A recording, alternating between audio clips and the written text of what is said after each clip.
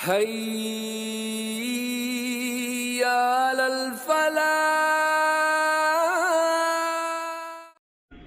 بسم الله الرحمن الرحيم. الحمد لله رب العالمين، الصلاة والسلام على سيد الأنبياء والمرسلين وعلى آله وأصحابه والناس أجمعين.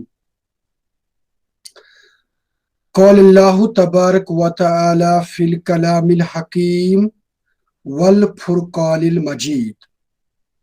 فأعوذ بالله السميع العليم من الشيطان الرجيم. بسم الله الرحمن الرحيم.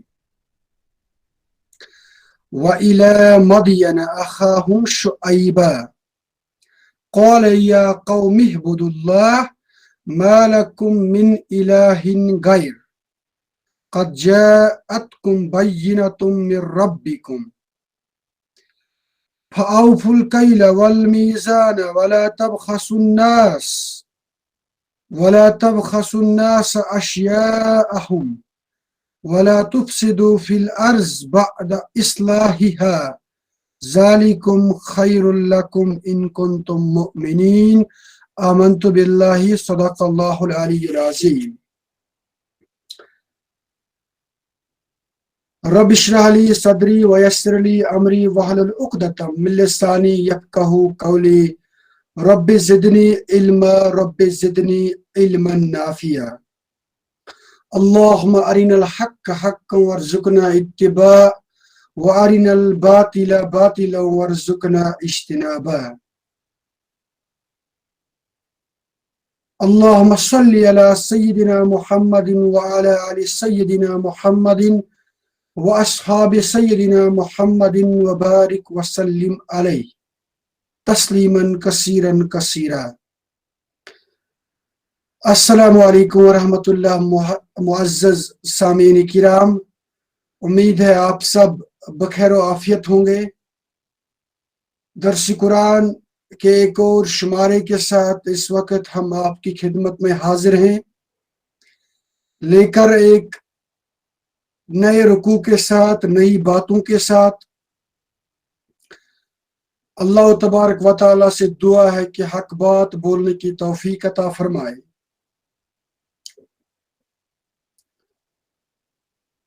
اس سے پہلے جو رکوعات گزرے ہیں اس میں تذکیر بایام اللہ کے تناظر میں چند رسولوں کی سرگزشت بیان کی گئی ہے. اب اسی سلسلے کو آگے بڑھاتے ہوئے حضرت شعیب علیہ السلام کے قوم کا تذکرہ پیش کیا جا رہا ہے.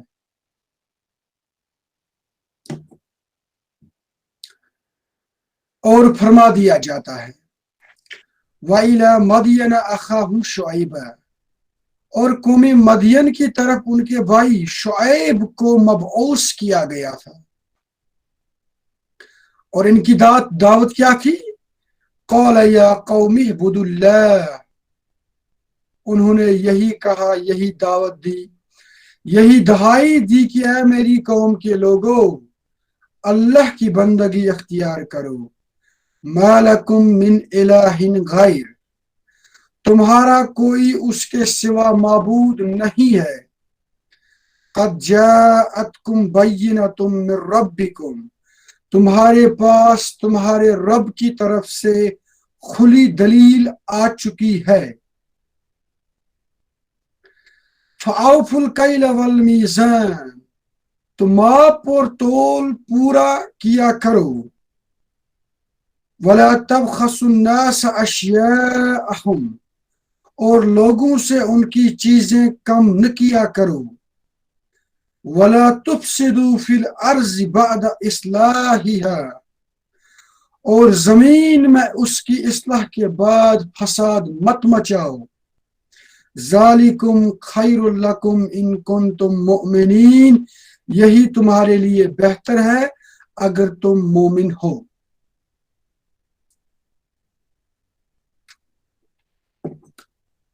حضرت شعیب کو کہا گیا ہے کہ ان کو بطور اپنے بھائی کے قوم مدین کی طرف مبعوث کیا گیا۔ مدین عرب کے اندر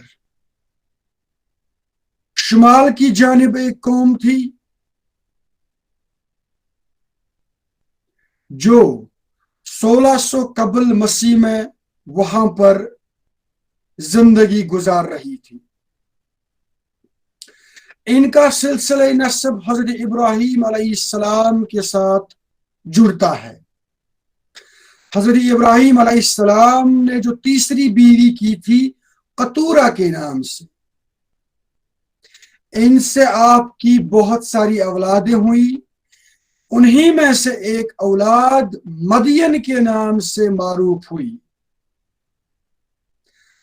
اور ان کی یہ اولاد جس علاقے میں آباد ہوئی، بعد میں اس علاقے کو بھی مدین کے نام سے ہی مشہور و معروف سمجھا گیا، اور وہاں کے لوگوں کو اہل مدین قرار دیا گیا۔ چنانچہ پرانے زمانے میں یہ ایک وتیرہ عمل رہا کہ علاقوں کو ان کے آبا، ان کے اقربا اور ان کے کسی بڑے بزرگ کے ناموں کے ساتھ منسوب کیا جاتا تھا۔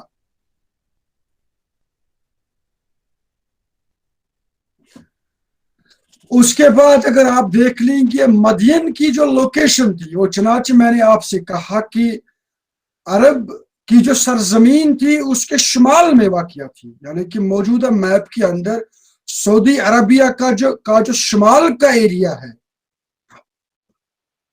وہاں پر مدین کی قوم آباد تھی۔ ان کو اللہ تبارک و تعالیٰ نے ایک بہت بڑی عنایت یہ کی تھی کہ یہ قومی شاہراہوں کے چوراہے پر واقع تھی۔ آپ یوں سمجھ لیجئے کہ نیچے جنوب سے جو راستہ، جنوب سے جو شاہراہ بحر احمر یا ریڈ سی کے کنارے کنارے چلتی تھی اور مکہ سے ہوتے ہوئے شام کی طرف جاتی تھی، اس پر یہ قوم آباد تھی۔ اور ادھر سے یعنی کہ شمال سے شام تھا، جنوب سے یمن تھا، اور مشرق سے عراق تھا، اور عراق سے بھی جو شاہراہ گزرتی تھی مصر کی جانب، تو یہ جو دو شاہراہیں تھیں، یمن تا سیریا اور عراق تا مصر، اس کے بیچ میں جہاں پر یہ دو راستے کٹ کرتی تھی، اسی کٹنگ ایج پر مدین کی قوم آباد تھی۔ اب آپ خود بخود سمجھ سکتے ہیں کہ تجارت کے اعتبار سے یہ قوم کتنی امیر ہوگی، کیونکہ جہاں پر کوئی خاص اکانومک ایکٹیویٹی چلتی ہوگی، وہاں کے لوگ، وہاں کی معیشت، وہاں کا سماج کتنا امیر ہوگا۔ اور یہ خصوصیت اہل مدین کو اللہ تبارک و تعالیٰ نے بخشی تھی، اور انہی لوگوں کی طرف حضرت شعیب علیہ السلام کو بھیجا گیا۔ اچھا، ان کی دعوت بھی بالکل وہی تھی جو اس سے پہلے انبیاء کی تھی کہ یا قوم اعبدوا اللہ ما لکم من الہ غیر، اللہ کی بندگی کرو، اللہ کے سوا تمہارا کوئی معبود نہیں ہے۔ یہاں سے یہ بات سمجھ میں آتی ہے کہ یہ قوم بھی شرک میں مبتلا تھی۔ ان سے پہلے جتنے بھی قومیں گزر چکی تھی وہ بھی شرک کے فساد میں مبتلا تھی، اور یہی حال اہل مدین کا بھی تھا۔ لیکن ان کے ہاں اس کے بعد بعض سماجی برائیاں بھی رائج ہوئی، سوشل ایولز قائم ہوئی، اور اللہ تبارک و تعالیٰ نے خصوصاً ان سماجی برائیوں کا کلا کما کرنے کے لیے حضرت شعیب علیہ السلام کو مبعوث کیا۔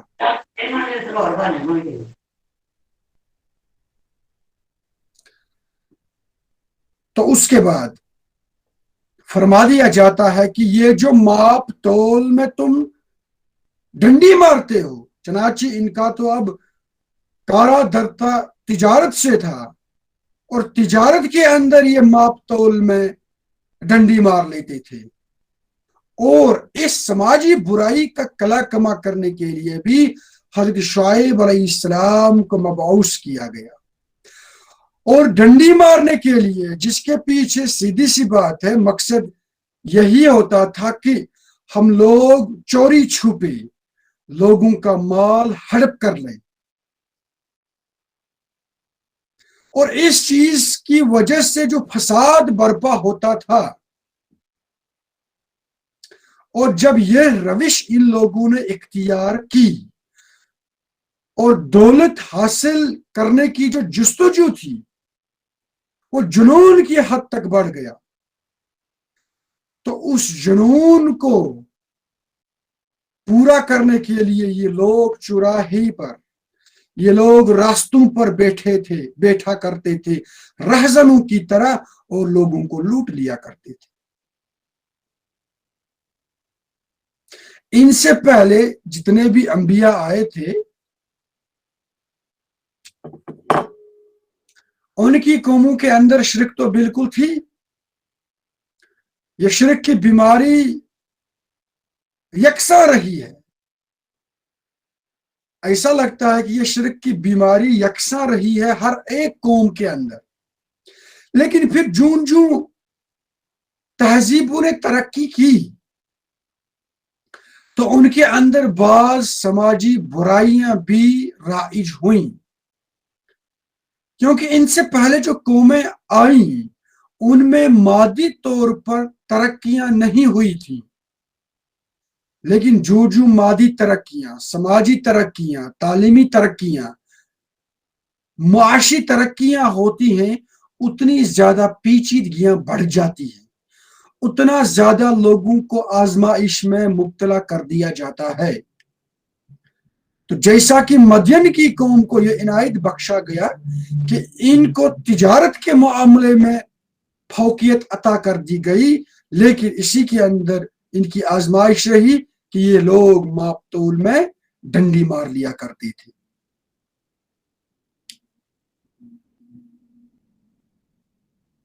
اچھا، شرک کے معاملے میں ہم سمجھتے ہیں کہ شرک کا معاملہ بس یہی ہے کہ بتوں کی پوجا کی جائے، ان کو سامنے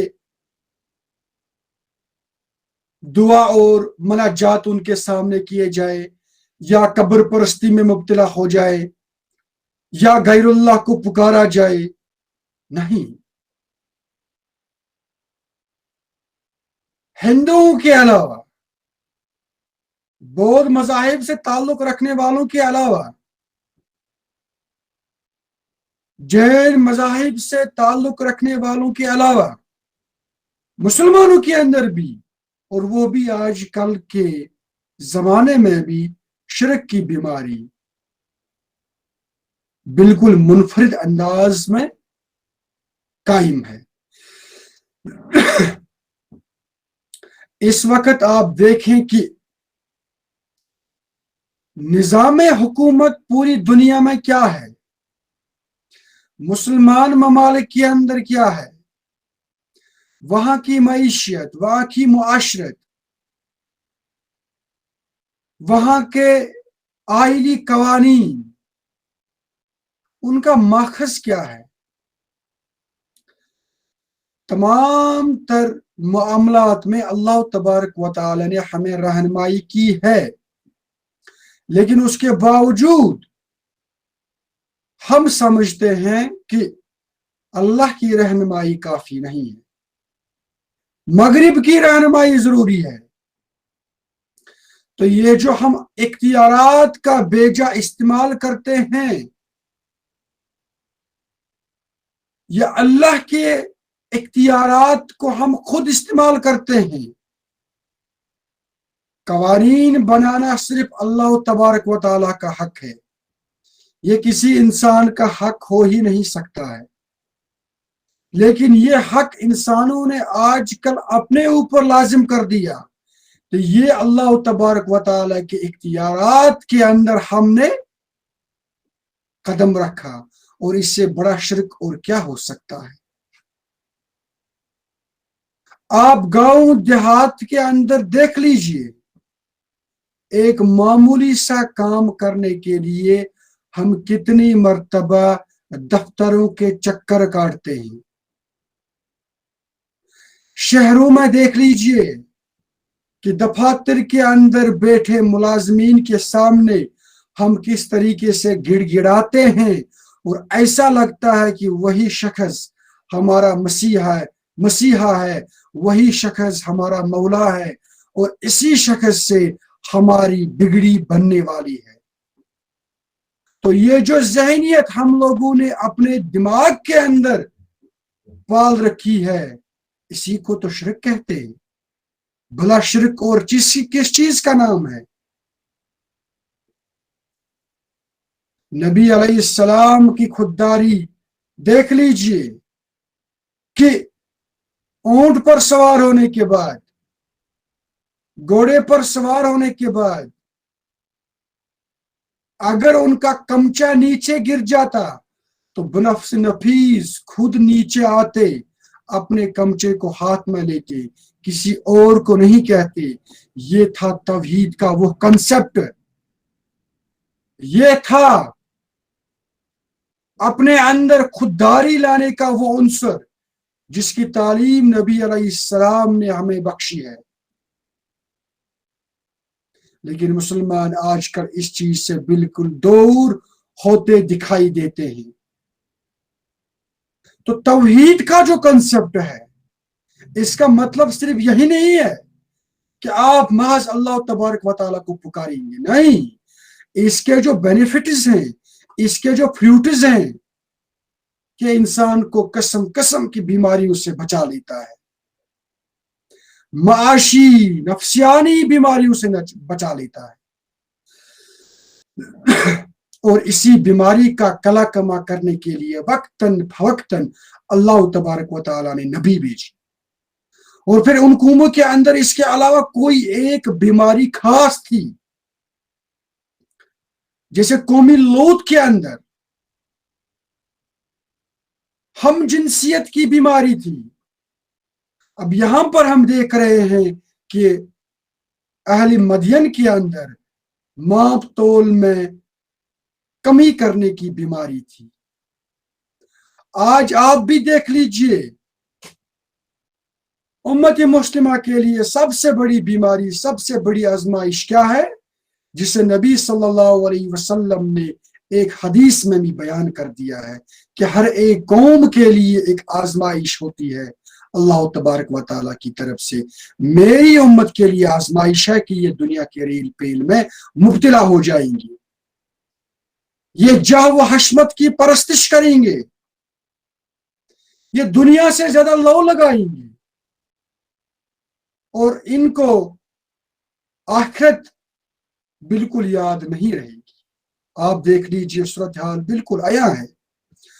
حالانکہ آخرت کے کنسپٹ کو سمجھنے کے لیے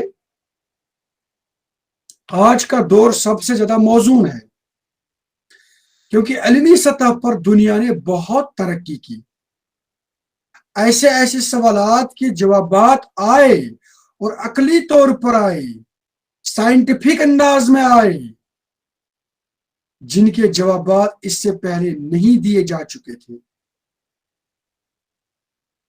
تو اس سلسلے میں آخرت کے کنسپٹ کو سمجھنا آج کل پرانے زمانے کے مقابلے میں نہایت ہی آسان ہے۔ خدا اور اس کے رسول کو سمجھنا پرانے زمانے کے مقابلے میں آج کل نہایت ہی آسان ہے۔ पुरानी कौमों की सरगुज़िश्त अब सिर्फ किताबों में ही नहीं रही है, बल्कि अब फिल्में बनाई जाती हैं और फिल्मों के जरिए से हमें दिखा दिया जाता है कि उस कौम के साथ क्या हुआ, इसके साथ तो क्या हुआ। बल्कि हम आजकल बिल्कुल लाइव देखते हैं जब किसी इलाके पर अल्लाह का कहर बरसता है, जब कहीं पर कोई नागहानी आफत आ जाती है। तो भला ये सारी चीजें क्या हमें अल्लाह की बंदगी और उसके रसूल सल्लल्लाहु अलैहि वसल्लम की फर्मा बरदारी करने में मुआवन और मददगार साबित नहीं हो सकता? अब इसी चीज को आगे बढ़ाते हुए आयत नंबर 86 में फरमा दिया जाता है, वला तक़अदू बिकुल्लि सिरातिन तुअदून, और देखो अहले मदीन, और न बैठा करो हर रास्ते पर डराने धमकाने के लिए। भत्ता वसूल कर लेते थे ये, धमकियां देते थे ये इन शहराओं पर या इन बाजारों में जो लोग भी गुजरते थे। वतसुद्दून अन सबीलिल्लाहि मन आमन बिही वतबगूनहा इवजा, और अल्लाह के रास्ते से रोकने के लिए हर उस शख्स को जो ईमान लाता है उससे भी भत्ता वसूल ना करो, उससे भी डराओ और धमकाओ मत, ये सख्त गलत बात है। वतबगूनहा इवजा, और इस राह को कज मत करो, इस राह को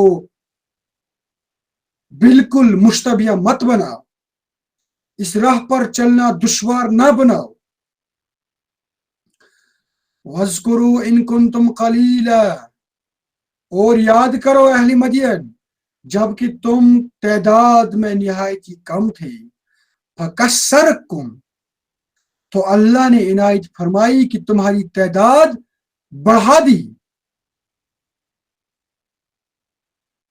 वंजुरू कैफ कान आकिबतुल मुफसिदीन, और देखो अगर तुम इसके बावजूद फसाद बर्पा करते रहो, अपनी इस रविश से दूर ना रहो, तो क्या हुआ?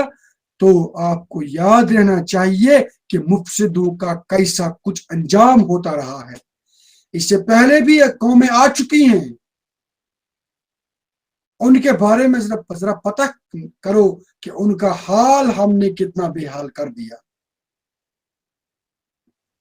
उसके बाद आयत नंबर 87, वाइन कान ताइफतुम मिनकुम आमनू, और अगर तुम में से एक ग्रुप ईमान ले आया, बिल्लज़ी उरसिलतु बिही, उस चीज पर जो मुझे देकर भेजा गया, वताइफा लम युमिनू, और एक ग्रुप ईमान नहीं लाया, फस्बिरू, तो तुम सब्र करो, हत्ता यहकुम अल्लाहु बैनना, यहां तक कि अल्लाह ताला हमारे माबैन फैसला फरमा दे। वह हुआ खैरुल हाकिमीन, और यकीनन वो बेहतरीन फैसला करने वाला है। यानी कि मेरी कौम के लोगों, ये दावत है, ये वो हिदायत और नसीहत है जिससे लेकर अल्लाह तबारक व तआला ने मुझे भेजा है। अब आप में से दो ग्रुप सामने आएंगी। एक ग्रुप वो है जो इस वक्त मेरे साथ जुड़ा हुआ है, और एक ग्रुप वो है जो मेरे खिलाफ है। तो तुम दोनों सब्र करो यहां तक कि अल्लाह तबारक व तआला अपना फैसला सुनाएंगे। यकीनन अल्लाह तबारक व तआला फैसला करने में निहायत ही बुलंद व बाला है। उसके बाद आयत नंबर 88, क़ाल मलउल्लज़ीन इस्तकबरू, कहा उसकी कौम के उन सरदारों ने जिन्होंने तकब्बुर की रविश इख्तियार की, लनुखरिजन्नका या शुआइब वल्लज़ीन आमनू मअका मिन क़रयतिना, कि ऐ शुआइब, हम तुझे और जो तेरे साथ ईमान लाए हैं उन्हें अपनी बस्ती से निकाल बाहर कर देंगे। او لتعودن فی ملتنا، یا تو واپس آ جاؤ ہماری ملت میں۔ الحمدللہ اس آیت سے، آیت نمبر 88 سے قرآن پاک کا پارہ نمبر 9 بھی شروع ہوتا ہے، اور ابھی تک ہم نے الحمدللہ مکمل طور پر 8 پاروں کا باضابطہ طور پر مطالعہ کر دیا ہے الحمدللہ۔ ہم امید کرتے ہیں کہ یہ سلسلہ آگے بھی بنفس نفیس بڑھے گا، آپ کے اشتراک کے ساتھ، آپ کی پارٹیسپیشن کے ساتھ۔ لیکن اس دعوت کے مقابلے میں جو دعوت حضرت شعیب علیہ السلام نے پیش کر دی، اور جن سماجی برائیوں پر چوٹ کیا اللہ کے رسول نے، اس کے مقابلے میں اس کی قوم کے سرداروں نے کیا کہا کہ اے شعیب، تم اور وہ لوگ جو تمہارے ساتھ ہیں اپنی اس روش سے باز آ جاؤ، یہ ایمان کی دعوت، یہ دعوت دینے سے دور رہو، ہمیں متنبیہ کرنا اس سے بھی دور رہو، ہمیں مت سکھاؤ، ہمیں خوب آتا ہے۔ جس طریقے سے آج کل کے لوگ کہتے ہیں، جن کے سامنے حق کی دعوت پیش کی جاتی ہے، انہیں ایسا لگتا ہے کہ جیسے وہی سب جانتے ہیں، تکبر کی روش اختیار کر لیتے ہیں۔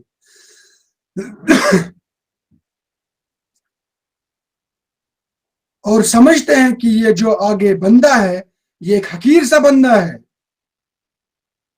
ہماری قوم کے ایک گھسے پٹے آدمیوں میں سے ایک آدمی ہے یہ، اب ہمیں سکھائے گا کہ اللہ کی دعوت کیا ہوتی ہے، اب ہمیں سکھائے گا دیانتداری کیا ہے۔ یہ جو تکبر کی روش ہے یہ ان لوگوں نے اختیار کی، اور اس بنا پر انہوں نے صاف کہہ دیا یا تو تم ہماری ملت میں واپس آ جاؤ، اگر نہیں تو یاد رہو ہم تمہیں اپنی بستی سے نکال باہر کر دیں گے۔ قال اولو کنا کارہین، جس بات پر حضرت شعیب علیہ السلام نے کہا کیا اگر ہمیں ناپسند ہو تب بھی نہیں، کیا آپ ہمیں بالجبر یہ کام کرنے پر مجبور کرو گے؟ تو اس چیز کو لے کر ان کی قوم نے دھمکیاں دے دی وقت کے رسول کو، اور وقت کے رسول کا جو رائٹ تھا، رائٹ ٹو اسپیچ یا رائٹ ٹو فریڈم، اس پر ان لوگوں نے کاری ضرب کر دی۔ اور اس آیت کے ٹکڑے کو پڑھنے کے بعد ایسا لگتا ہے کہ ان کی قوم کے اندر، یعنی کہ اہل مدین کے اندر، لوگوں کو اختیار تھا بات کرنے کا، کوئی مسلک اختیار کرنے کا، لیکن یہ اختیار ان لوگوں نے حضرت شعیب اور ان کے ماننے والوں کو نہیں دے دیا۔ آپ دیکھتے ہیں آج کل بھی قوموں کے آئینوں کے اندر قسم قسم کے رائٹس لوگوں کے لیے مختص کیے جاتے ہیں۔ بھائی آپ کے لیے رائٹ ٹو سپیچ ہے، آپ بول سکتے ہیں، اس کا باضابطہ طور پر آپ کو حق ہے۔ رائٹ ٹو ایسوسیشن، آپ کوئی اپنا خاص انٹرسٹ گروپ قائم کر سکتے ہیں۔ اسی طریقے سے باقی سارے رائٹس دیے جاتے ہیں، لیکن جب کوئی انسان نیک کام کرنے کے لیے ان رائٹس کا استعمال کیا جاتا ہے تو اس پر قطعاً عائد کر دی جاتی ہے، اسے ڈرایا اور دھمکایا جاتا ہے۔ اس کے مقابلے میں جو لوگ ان رائٹس کا غلط استعمال کرتے ہیں، پروپیگنڈا پھیلاتے ہیں، بے حیائی اور بدکاری کا کلچر عام کرتے ہیں، اخلاق سوز حرکات کرتے ہیں، موسیقی کی محفلیں انجام دیتے ہیں، ان کے لیے یہ رائٹ بدرجہ اتم وہاں پر موجود ہوتا ہے۔ یہ روش آج بھی برقرار ہے اس دنیا کے اندر، اور یہی رائٹ استعمال کرنا چاہا حضرت شعیب علیہ السلام نے۔ انہوں نے اپنی قوم سے کہا کہ یہ جو آپ مجھے دھمکی دے رہے ہیں، کیا اس لیے بھی آپ دے رہے ہیں کہ مجھے یہ پسند نہیں ہے، یا آپ مجھے جبرن اپنی ہی قوم سے باہر کرنا چاہتے ہیں؟ الاعراف جو کہ مکی صورت ہے، یعنی اس کے اندر جو مخاطب ہیں وہ مشرکین مکہ ہیں، اور اس کے اندر تذکیر بایام اللہ کے حوالے سے پچھلی قوموں کی سرگزشت بیان کی جا رہی ہے۔ مقصد صرف ایک ہی ہے، to bring this concept at home in the minds of the people of Makkah، کہ دیکھو جس روش پر تم لوگ چل رہے ہو، اسی روش پر تم سے پہلے جو قومیں چلی تھیں ان کے ساتھ کتنا برا سلوک ہوا ہے۔ اور اس سلسلے میں اس وقت جس قوم کا تذکرہ پیش کیا جا رہا ہے، یہ قوم عرب کی شاہراہ پر واقع تھی، بلکہ عرب کی سرزمین کے شمال جنوب میں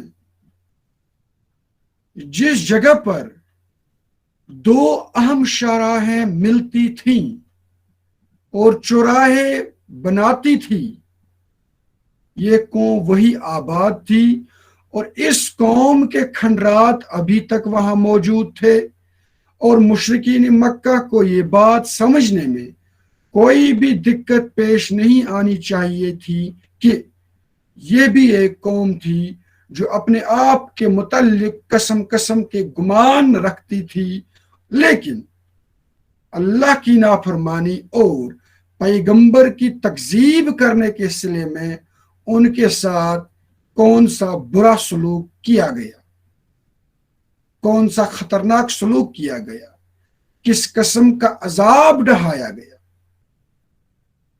اس کے علاوہ اور کوئی مقصد یہاں پر قوموں کی سرگزشت بیان کرنے کا نہیں ہے۔ اسی سلسلے کو ہم اب آگے بڑھاتے ہیں، دیکھتے ہیں ہم حضرت شعیب علیہ السلام کی دعوت کیا تھی۔ حضرت شعیب علیہ السلام کے بارے میں آتا ہے کہ ان کی جو زبان تھی وہ نہایت ہی بلیغ تھی، وہ نہایت ہی فصیح تھی۔ He was speaking very much eloquent۔ چند باتوں کے اندر ایک بہت بڑی بات کہتے تھے، اسی کو ہم کہتے ہیں فصاحت، اور اس کے بعد وہ بات سمجھنے میں کوئی دقت پیش نہیں آتی تھی۔ یہ ویسے تو جنرلی پیغمبروں کا خاصہ ہوتا ہے، ان کی خصوصیت ہوتی ہے کہ سب سے پہلے تو وہ ایکسٹرا کلام نہیں کرتے ہیں، زیادہ تر وہ سوچنے اور غور و فکر میں لگے ہوتے ہیں، لیکن جب بولنے پر آتے ہیں تو کم سے کم بولتے ہیں، لیکن وہ کم سے کم بولنا انسانوں کے دلوں کے اندر اس طریقے سے جاگزین ہو جاتا تھا کہ لوگوں کی روحیں وجد ہو جاتی تھیں، وہ تڑپتی تھیں، ان کے اندر ایک تاثیر پیدا ہو جاتی تھی۔ یہی وجہ ہے کہ مشرکین مکہ نے جب نبی صلی اللہ علیہ وسلم کے کلام کو سنا، اس کو خود پڑھا، اس کو خود جانچا، تو انہوں نے بھی یہ جادو اس کلام کے اندر دیکھ لیا، یہ فصاحت اور یہ بلاغت اس کلام کے اندر دیکھ لیا، اور انہیں پورا اطمینان ہوا کہ کہ اس کلام کو جو کوئی بھی شخص سنے گا وہ اس کلام پر لبیک کہے بغیر نہیں رہے گا. اسی لیے یہ لوگ اگر ایک طرف رات کو چوری چھپے خود بھی یہ کلام سنا کرتے تھے، وہیں دوسری طرف یہ مکہ کے سرحدوں پر اپنے کارندوں کو رکھتے تھے، اور مکہ کے اندر جو کوئی بھی شخص آتا تھا اس کے کانوں میں پہلے سے ہی یہ بات ٹھوس دیتے تھے کہ بھائی آپ بڑے ہوشیار رہنا، اندر کوئی محمد نامی شخص ہے، اس کی بات سننا، کیونکہ اس کی بات کے اندر جادو ہے. لیکن اللہ کے کرنے کو کون روکے گا؟ یہ جو ٹیکٹکس مشرکین مکہ نے اختیار کر لیا تھا، یہی ان کے لیے وبال جان بن گیا. یہی دعوت اسلامی کے لیے ایک بہت بڑا ہتھیار ثابت ہوا. وہ کیسے؟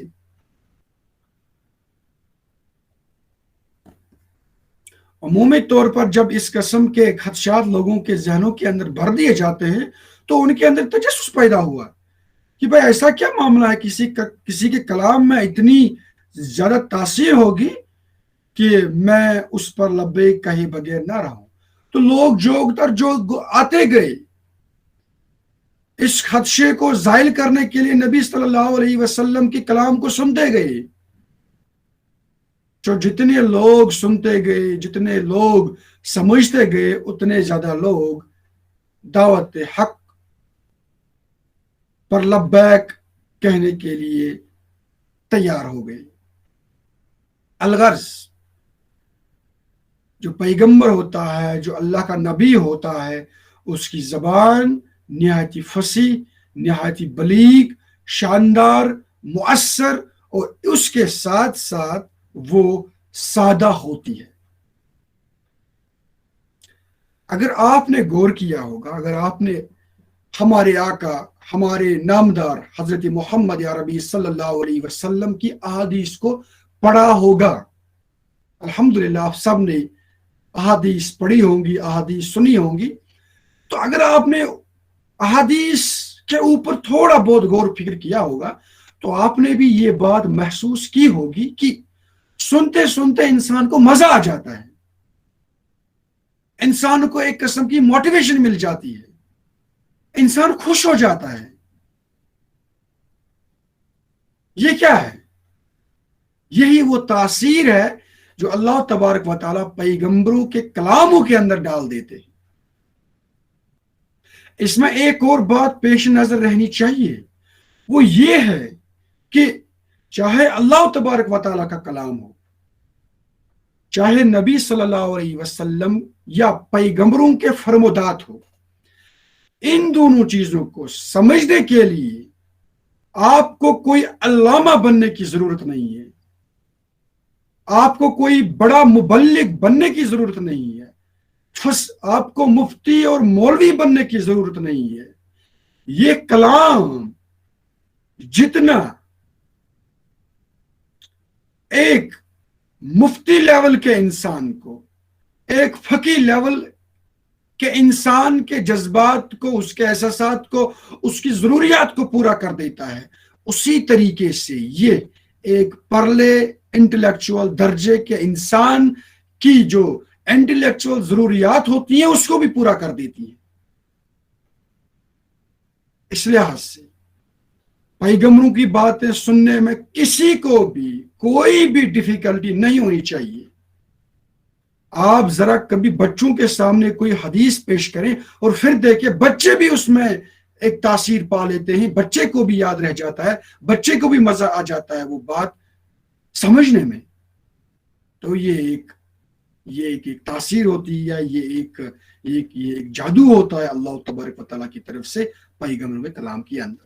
اور یہی تاثیر حضرت شعیب علیہ السلام کے کلام کے اندر آتا ہے کہ ان کو سب سے زیادہ اللہ تبارک و تعالیٰ نے یہ فصاحت اور یہ بلاغت عطا کی تھی.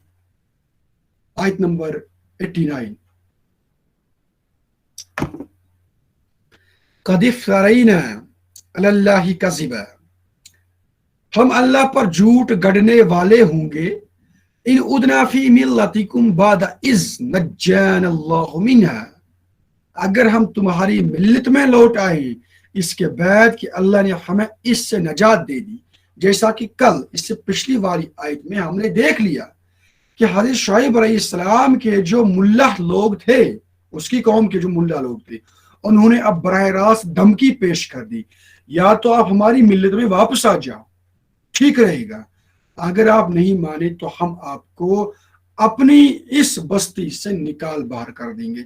इसी के अगेंस्ट में हज़रत शुएब अलैहिस्सलाम क्या कहते हैं कि देखो, अगर मैं तुम लोगों की मिल्लत में वापस आ जाऊं तो ये बिल्कुल ऐसी बात होगी कि मैंने अल्लाह पर झूठ बांध लिया, मेरा जो नबूवत का दावा है ये गलत है, मैं अल्लाह का फरिश्ता नहीं हूं, और मैंने जो दावत पेश की है वो भी बजाते खुद गलत है और गलत थी, नऊज़ बिल्लाह मिन ज़ालिका। वमा यकूनु लना अन नऊद फीहा, और हमारे लिए कतअन मुमकिन नहीं है कि हम इस मिल्लत में लौट आए।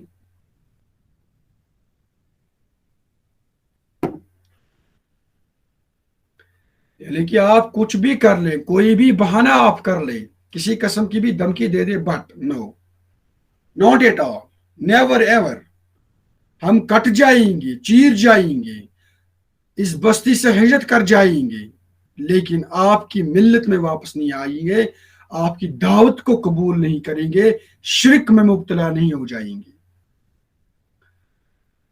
इल्ला अन यशा अल्लाहु रब्बुना, सिवाय इसके कि अल्लाह जो हमारा परवरदिगार है वो चाहे।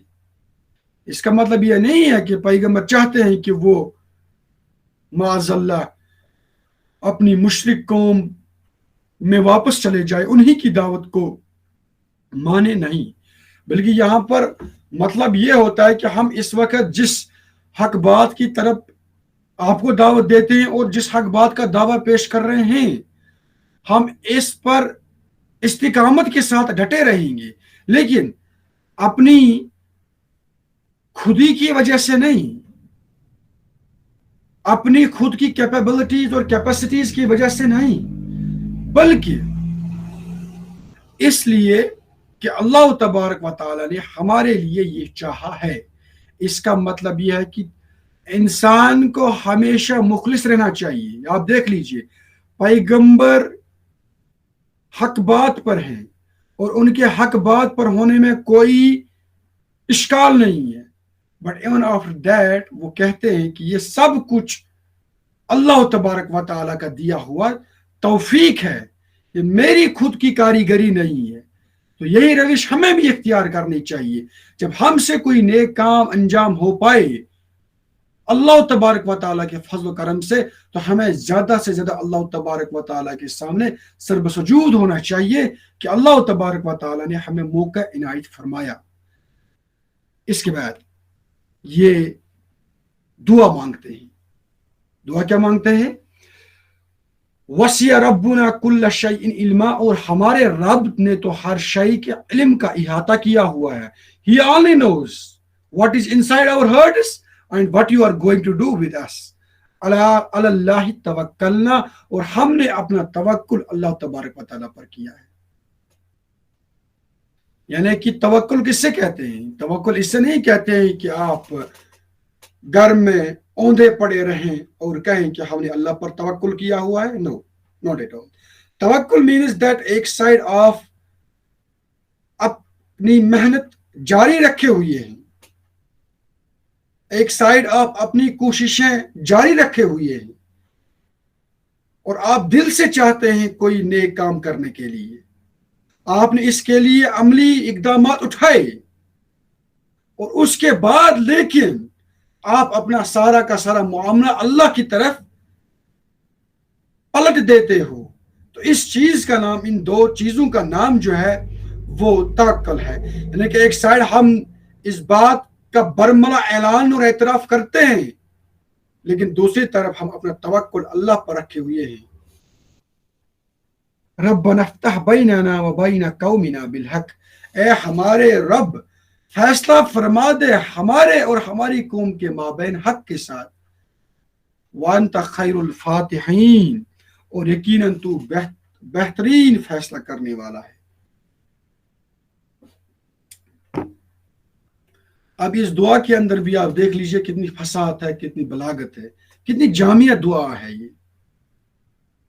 پیغمبر یہ نہیں کہتے کہ یا اللہ ان کو مار دے، پیغمبر یہ نہیں کہتے کہ یا اللہ مجھے کوئی ایسا ہتھیار دے دے کہ یہ لوگ میری بات مان جائیں، نہیں، پیغمبر کتنا نفیس، کتنا ایگزیکٹ اور ایپٹ دعا مانگتے ہیں۔ کیا مانگتے ہیں کہ یا اللہ میں نے اپنی قوم کو بہت سارے طریقوں سے سمجھایا، ان کو بجھایا، ان کے سامنے ہر ایک دلیل پیش کر دی،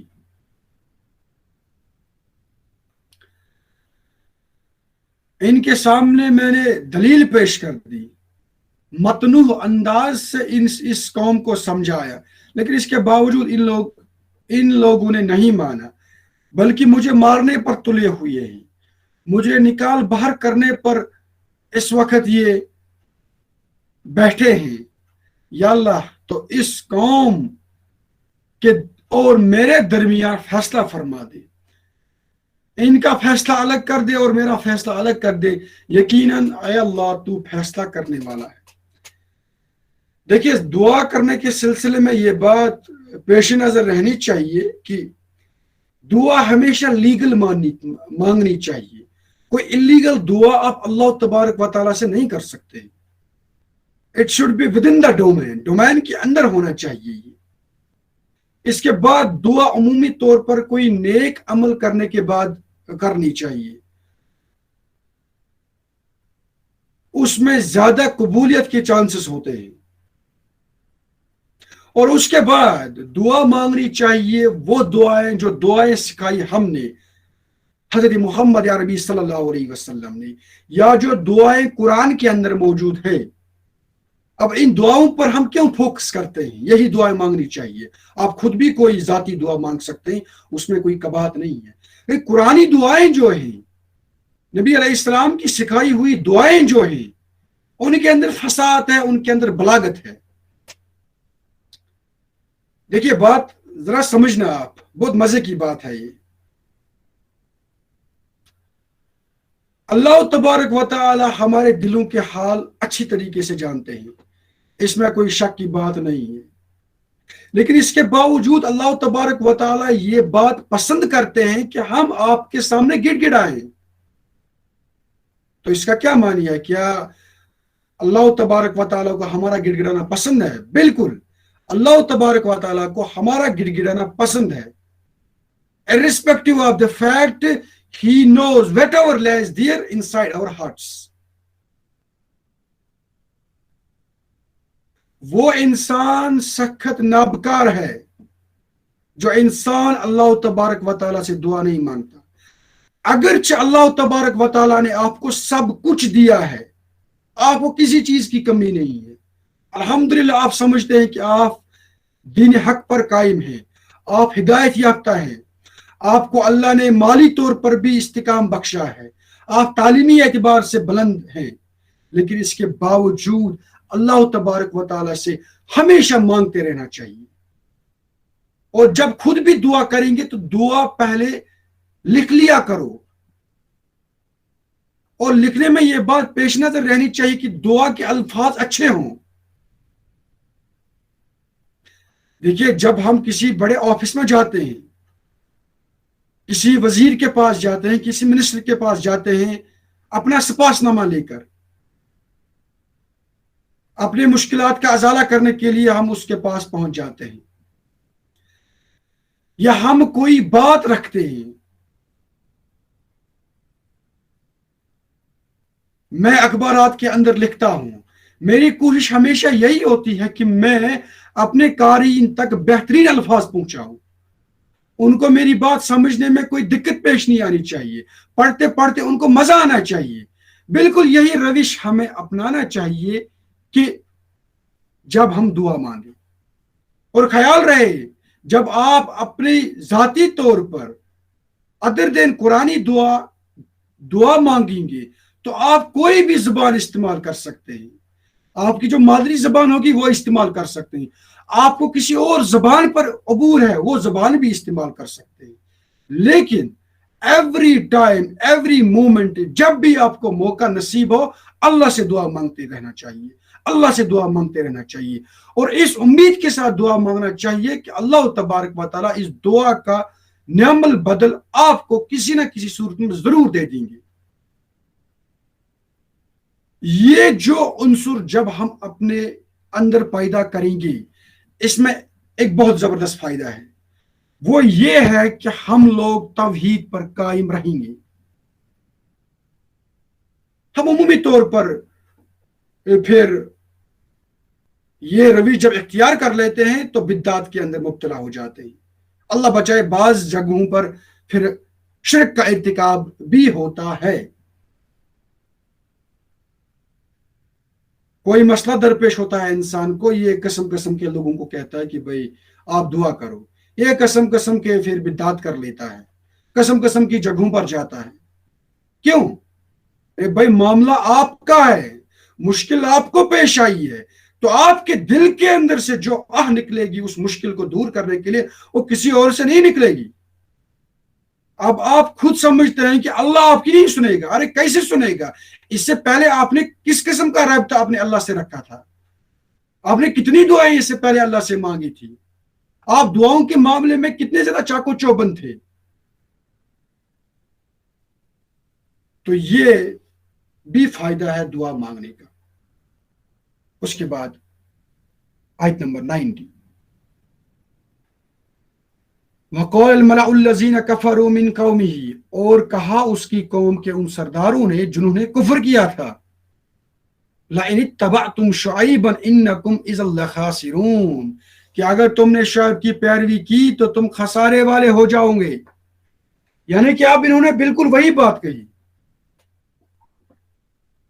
آپ دیکھ لیجئے, اس سے پہلے بھی میں نے عرض کیا کہ پیغمبروں کو ایسا لگتا ہے کہ جب ہم پیغمبروں کی سرگزشت دیکھتے ہیں ایسا لگتا ہے حضرت آدم علیہ السلام سے لے کر حضرت محمد عربی صلی اللہ علیہ وسلم تک جتنے بھی نبی آئے انہیں ایک ہی قسم کے مشکلات کا سامنا کرنا پڑا. یہاں پر بھی لوگ کہتے ہیں حضرت شعیب اور جو اس کے ساتھ باقی جڑے لوگ ہیں یا جو چاہتے ہیں کہ ہم حضرت شعیب علیہ السلام کی دعوت پر لبیک کہیں, ان کو کیا کہا جاتا ہے کہ دیکھو اگر تم نے یہ دعوت قبول کر لی تو آپ خسارے میں مبتلا ہو جاؤ گے.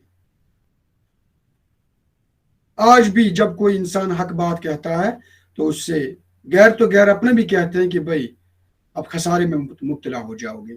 لیکن دنیا کا خسارہ ایک مومن کے لیے کوئی معنی نہیں رکھتا ہے.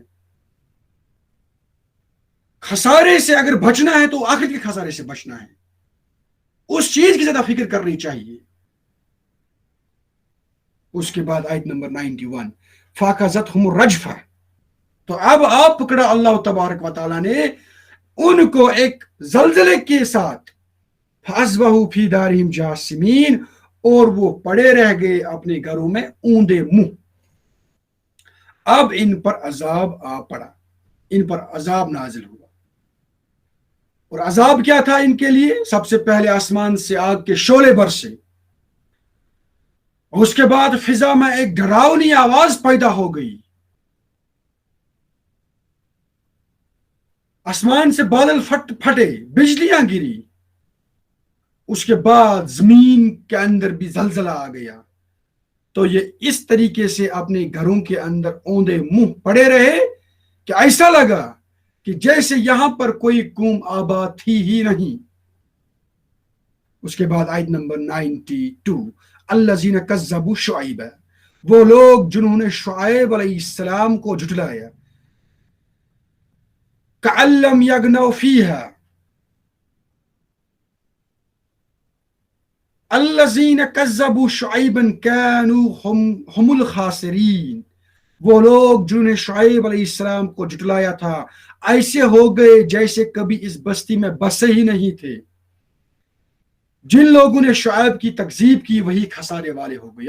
اب اس کا جواب دیا جا رہا ہے کہ یہ لوگ اس سے پہلے حضرت شعیب علیہ السلام کو کہا کرتے تھے اور ان لوگوں کو بھی کہا کرتے تھے جو شعیب علیہ السلام کی دعوت کے ساتھ رغبت رکھتے تھے یا جنہوں نے آپ کی دعوت پر لبیک کہا تھا، ان کو کہتے تھے کہ تم لوگ خسارے میں ہو، لیکن اب جب کہ ان پر عذاب آپ پڑا تو اب یہی لوگ خسارے میں مبتلا ہو گئی، دنیا کے اندر بھی اور اب آخرت کے اندر بھی ان پر دردناک اور دوہرا عذاب ہوگا۔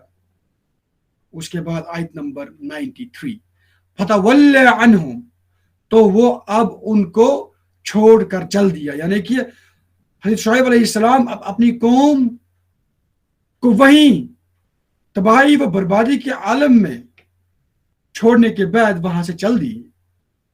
وقال یا قوم، یہ کہتے ہوئے کہ اے میری قوم، لقد ابلغتکم رسالات ربی ونصحت لکم،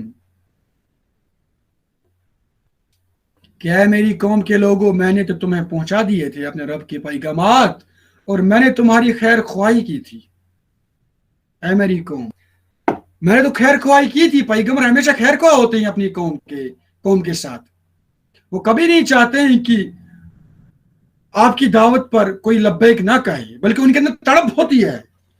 جس طریقے سے نبی صلی اللہ علیہ وسلم کے اندر اتنی تڑپ تھی کہ قرآن میں آتا ہے کہ اللہ تبارک و تعالیٰ نے ان سے کہا کیا میرے نبی، ان لوگوں کو حق بات پر لانے کے لیے کہیں آپ اپنے جان کو تو کوئی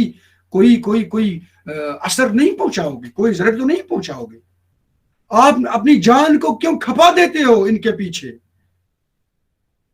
آپ کے اوپر بس ہم نے ذمہ داری عائد کر دیا ہے کہ آپ حق بات پہنچائیں۔ تو پیغمبر جو ہوتا ہے اس کے اندر تڑپ ہوتی ہے، اس کے اندر بہت ساری ان لمیٹڈ خیر خواہی ہوتی ہے اپنی قوم، اپنی امت کے بارے میں۔ وَكَيْفَ آسَى عَلَىٰ قَوْمٍ كَافِرِينَ، تو اب میں کیسے افسوس کروں اس قوم پر جس نے کفر کیا۔ اب there is no reason کہ میں افسوس کروں، کیونکہ تم لوگ اسی کے لائق تھے۔ مجھے آپ پر عذاب آنے کے بارے میں کوئی بھی باک نہیں ہے، کوئی بھی تشویش نہیں ہے، کوئی بھی دکھ نہیں ہے، because you are meant for that. اللہ تبارک و تعالی ہمیں ایسے کسی عذاب سے اس دنیا میں بچائے، اور اگر کہیں کوئی عذاب آ گیا تو اللہ تبارک و تعالی ہمیں اس عذاب سے پہلے نجات دے کر اس دنیا سے رخصت کرے۔ ربنا لا تجعلنا فتنة للقوم الظالمين ونجنا برحمتك من القوم الكافرين۔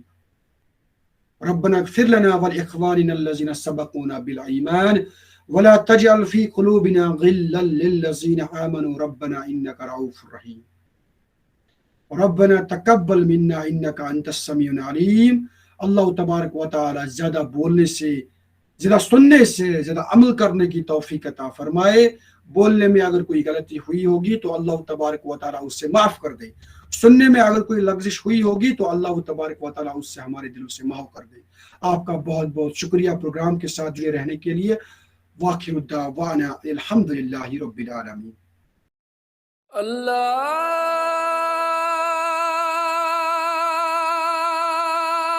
اکبر، اللہ